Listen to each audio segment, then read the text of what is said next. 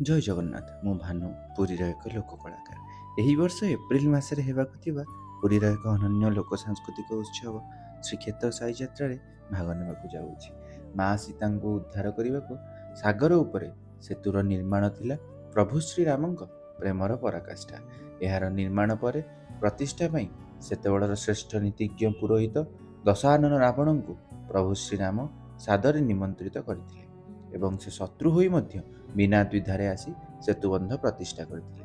ଏହି ନୀତିକୁ ପୁରୀ ସାହି ଯାତ୍ରାରେ ସେତୁବନ୍ଧ ନୀତି ବୋଲି କୁହାଯାଏ ଓ ବାଲିସାହିର ରାବଣ ଏହି ନୀତିକୁ କରି ଜନସମାଜକୁ ଶିକ୍ଷା ଦିଅନ୍ତି ଯେ କର୍ତ୍ତବ୍ୟ ହେଉଛି ସବୁଠାରୁ ଉର୍ଦ୍ଧ୍ୱରେ, ଯାହା ଶ୍ରୀକ୍ଷେତ୍ରରେ ଏହି ଉଦାରବାଦୀ ନୀତି ରାବଣର ମହାନତାକୁ ପ୍ରତିପାଦିତ କରେ। ତେବେ ଆସନ୍ତା ସାହି ଯାତ୍ରାରେ ମୋତେ ଏକ ନୂଆ ଚରିତ୍ରରେ ଦେଖିବା ପାଇଁ ଫଲୋ କରନ୍ତୁ, ଭଲ ଲାଗିଲେ ସେୟାର କରନ୍ତୁ। ଆସନ୍ତୁ ଆମେ ଏହି ଜଗନ୍ନାଥ ସଂସ୍କୃତିର ସାର କଥାକୁ ସମଗ୍ର ବିଶ୍ୱକୁ ଜଣାଇବାରେ ସମ୍ମିଳିତ ହେବା। ଜୟ ଜଗନ୍ନାଥ।